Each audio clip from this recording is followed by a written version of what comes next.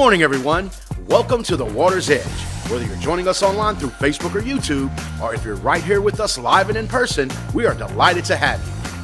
If you're joining us virtually, remember to hit that like button and share our content, or drop a comment and let us know where you are. And for those in the room, we've got some real important updates just for you. If you have little ones, our nursery and kids church are set up just across in the lobby, providing a safe and engaging environment for all of them. And the heart of our community is our volunteers. We're always looking for more passionate individuals to join us. To get involved, simply scan the barcode on the screen or text the word volunteer to 884-793-7384. And let's not forget, we're a welcoming space for everyone, especially those facing challenges. If you know someone in need, extend an invitation to join us in person or let them know about our online content. Now get ready for an uplifting experience this morning as we come together to worship and receive a powerful message from Pastor Tony.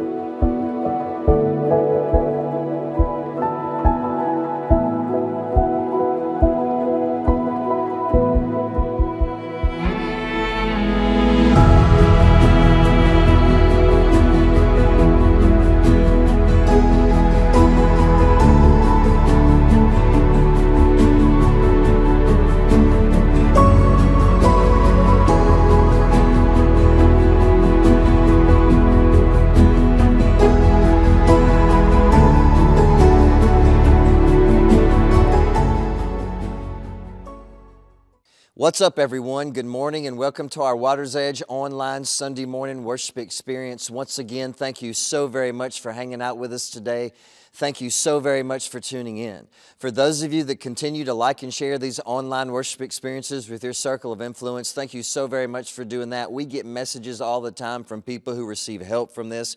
And people tune in from all over the place. Continue to do that.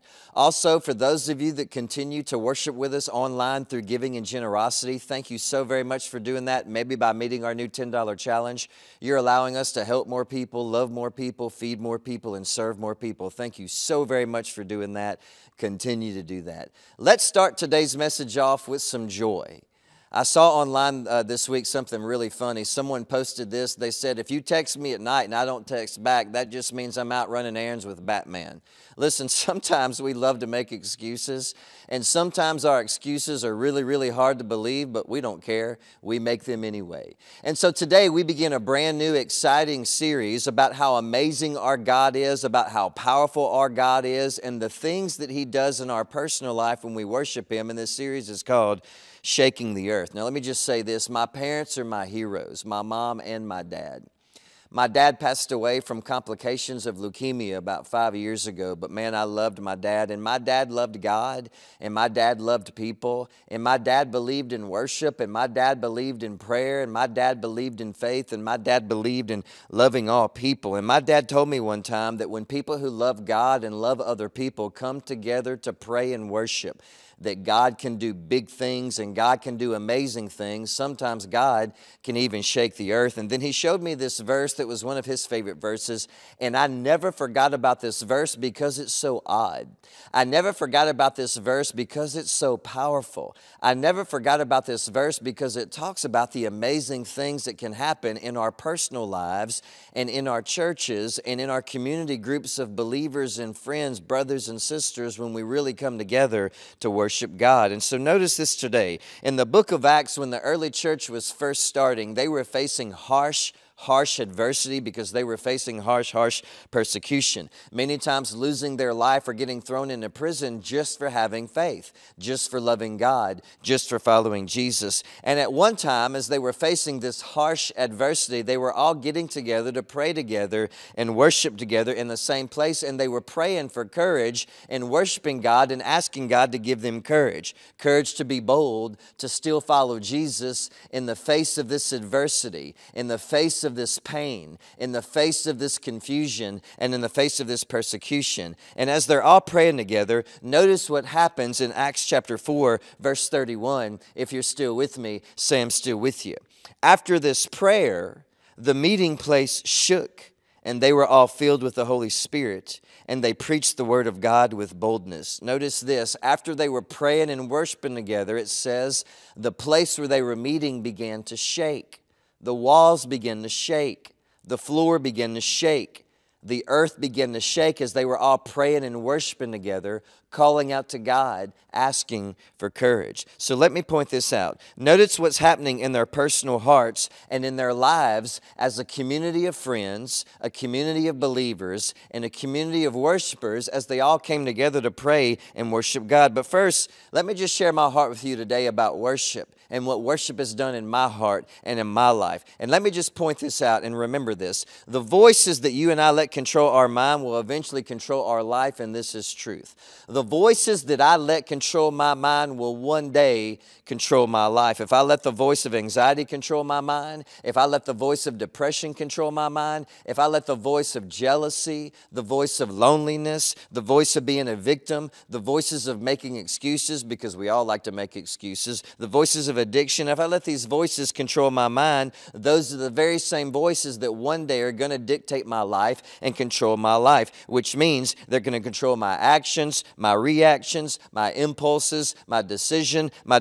making, my plans. It affects everything. The voices that I let control my mind will one day control my entire life. And so we have to be careful what we let control our mind and the voices that we listen to. This is why filling our heart and our mind and our thoughts and our soul with the worship is so very crucial and so very important. It's important to victory. It's important to inner peace. It's important to inner health. And it's important to a joyful and a positive outlook on life. Letting worship consume your mind and your heart is crucial to this, because when I worship, guess what voice starts to fill my mind? Guess what voice starts to fill my heart? Guess what voice starts to fill my spirit? It's the voice of Jesus. And it's the voice of Jesus that calms down all the other storms and all the other voices in my heart and in my soul and in my mind and in my spirit. It's the voice of Jesus that leads me to clarity in my decision making. It's the voice of Jesus that leads me to a peaceful emotional health and a peaceful mental health. It's the voice of Jesus that leads me to hope, and it's the voice of Jesus that leads me to stability in my decision making. Because let me tell you something, we have all of these inner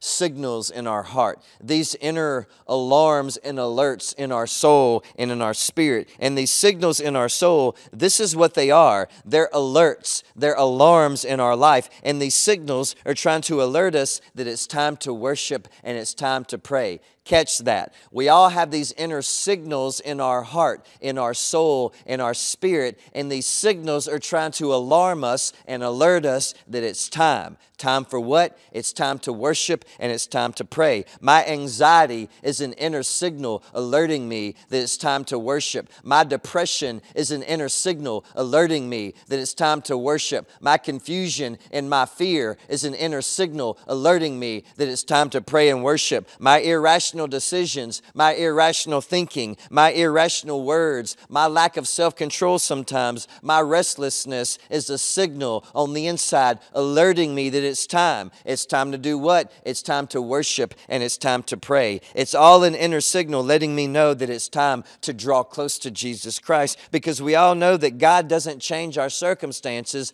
but God can absolutely change our heart in our difficult circumstances. And this is why we need to worship and pray, so we can fill our mind and our voice with Jesus Christ, because we all know the voices that you and I let control our mind and fill our mind will one day dictate and control our life. And that's just coming from my heart today. This is why I believe in worship and prayer so much, because it brings healing to our mind, healing to our emotions, healing to our soul, healing to our circumstance. Worship can set us free. So back to this earth-shaking prayer and worship meeting that we see in the book of Acts, as the early church is coming together to pray for boldness and courage and love. The first thing I want us to apply to our life today as we look at this scene and this story is this, and remember this today. If you're still with me, say I'm still with you. We cannot expect to avoid adversity in this life. These believers were facing adversity just for loving God. Loving God does not exclude you from difficult times. It doesn't remove you from adversity.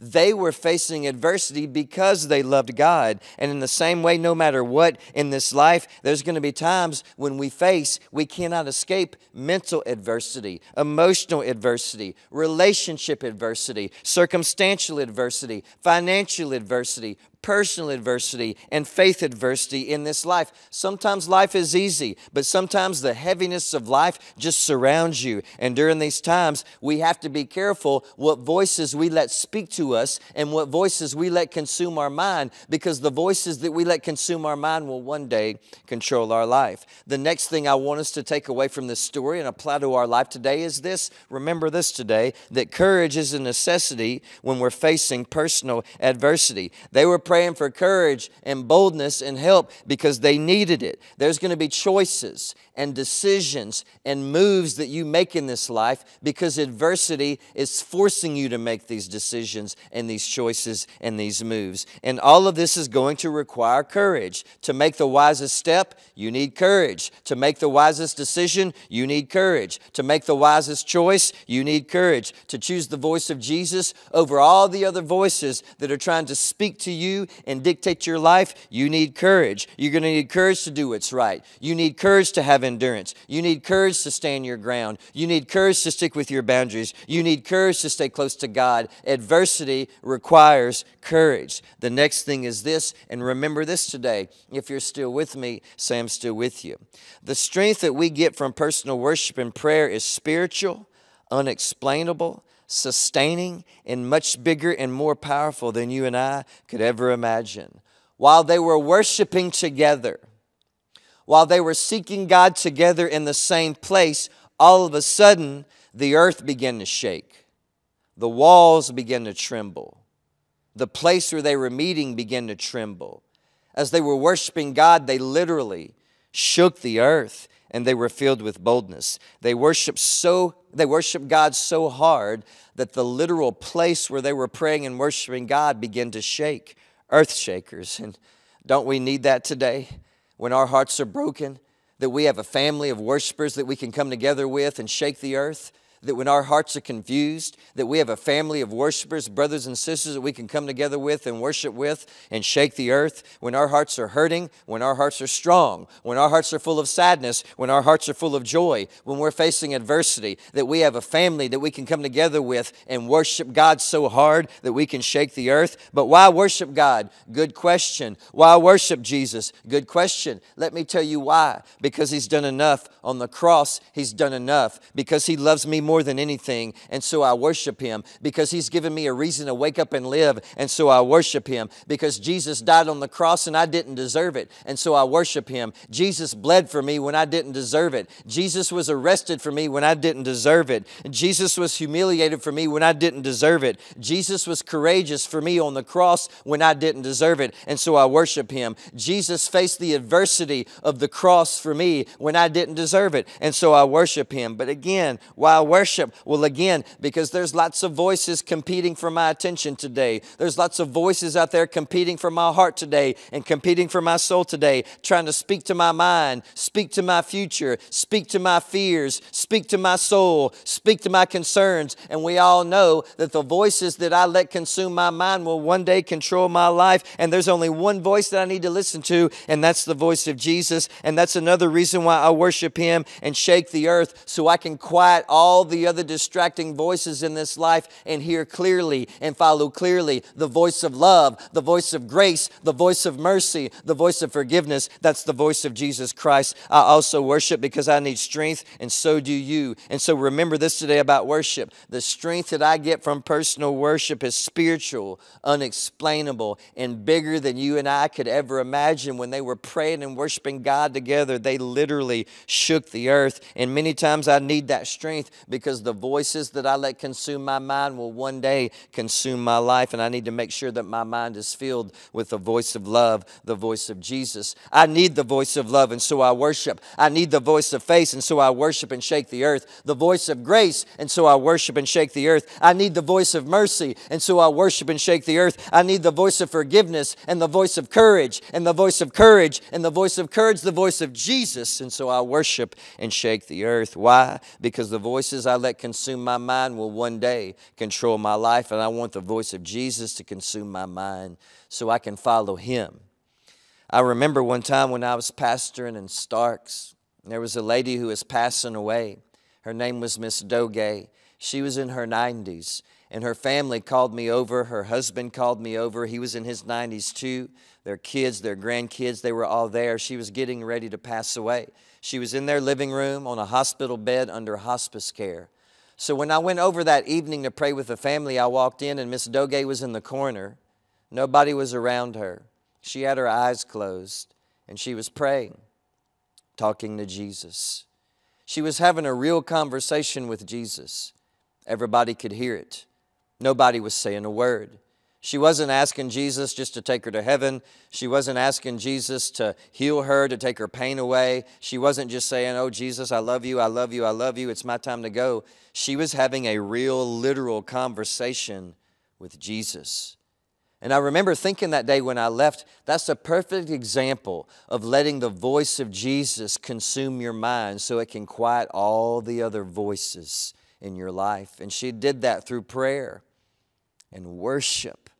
It felt like she was shaking the earth as she was passing away to go see Jesus.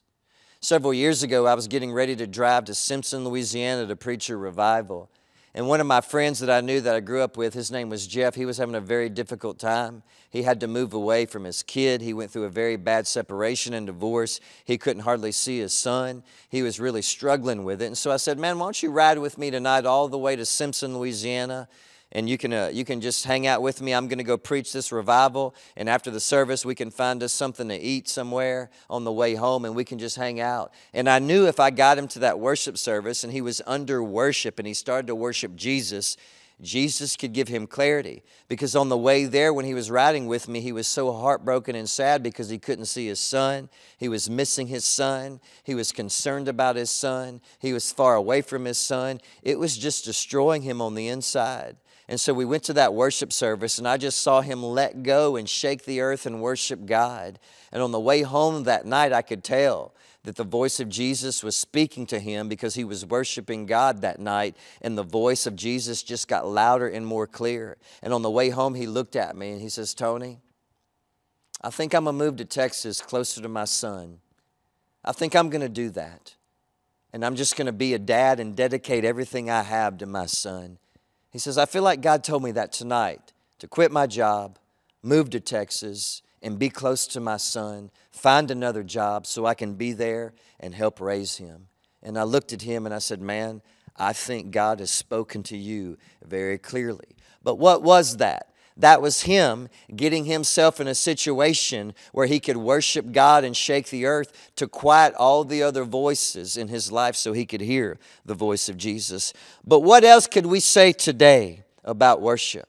Because all the voices I let control my mind, consume my mind, will one day consume my life, and I want the voice of Jesus to control my life, so I have to let the voice of Jesus consume my mind. So what else can we say today about worship? What does God have to say today about worship? Habakkuk 3, 17 through 18.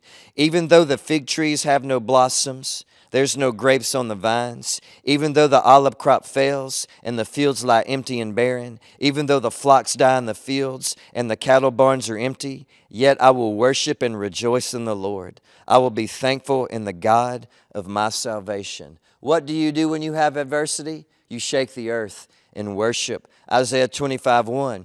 O Lord, I will honor and praise and worship your name, for you are my God. You do such wonderful things. You planned them long ago, and now you have accomplished them. What do you do when you face adversity to quiet down all those distracting voices? You worship God and hear the voice of Jesus. John chapter 4, verses 23 through 24. But the time is coming, indeed, it's here now, when true worshipers will worship the Father in spirit and in truth. The Father is looking for those to worship Him that way. For God is spirit, so those who worship Him must worship in spirit and in truth. What do you do when you face adversity? You worship God and hear the voice of Jesus. Romans 12:1, and so, dear brothers and sisters, I plead with you to give your bodies to God because of all He has done for you. Let them be a living and holy sacrifice, the kind that God will find acceptable. This is truly the way to worship Him. What do you do when you need to hear the voice of Jesus because you need clarity? You shake the earth and you worship God.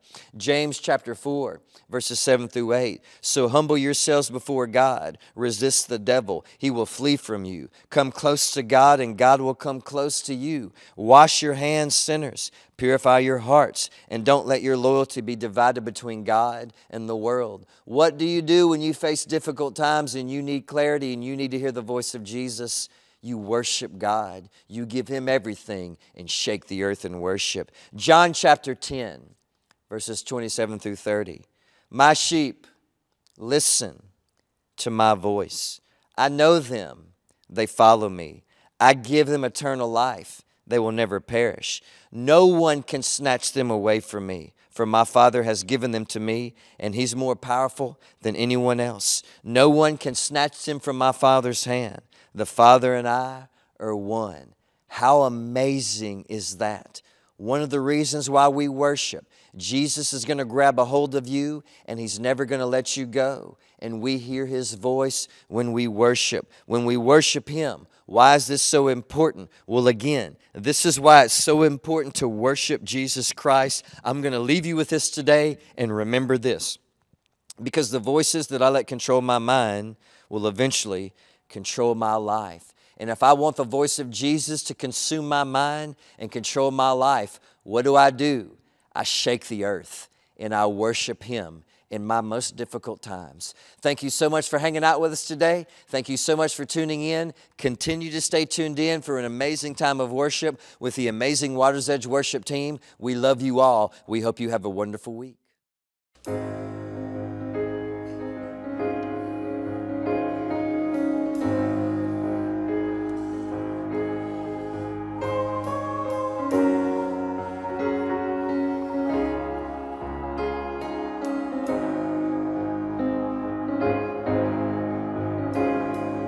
Why should I worry when giants come calling my name?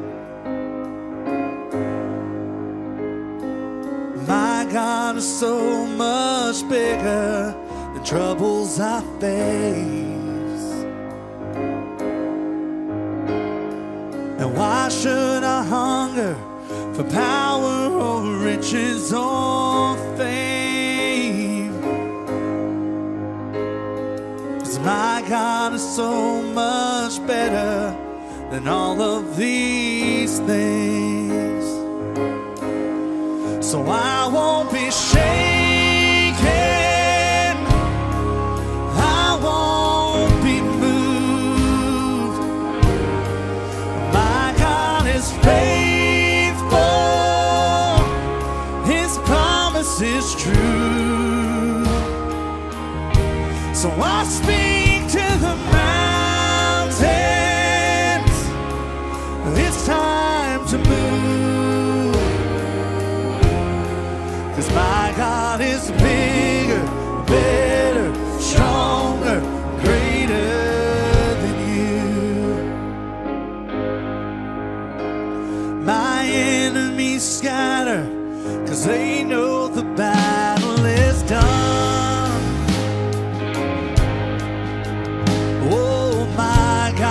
Stronger, the victory's already won. Yeah, He died for my ransom and rose up on the third day.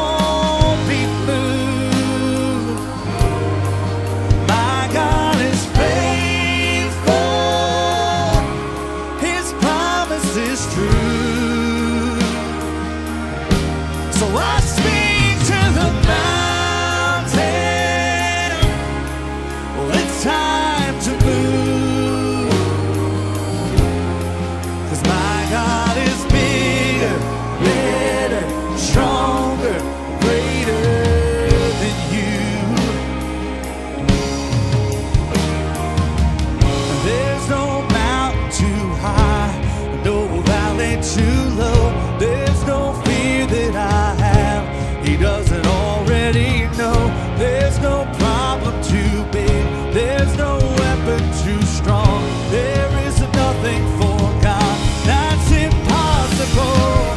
There's no mountain too high, no valley too low. There's no fear that I have He doesn't already know.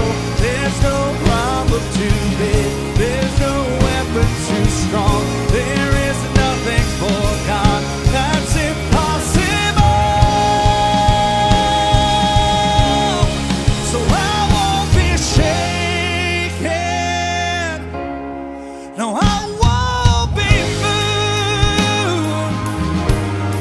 'Cause my God is faithful. His promise is true. So I speak to the mountains. It's time to move. 'Cause my God is bigger, better, stronger, greater, bigger, better, stronger, greater, bigger, better, stronger, greater, bigger, better, stronger, greater. He's a bigger, better, stronger, greater than you.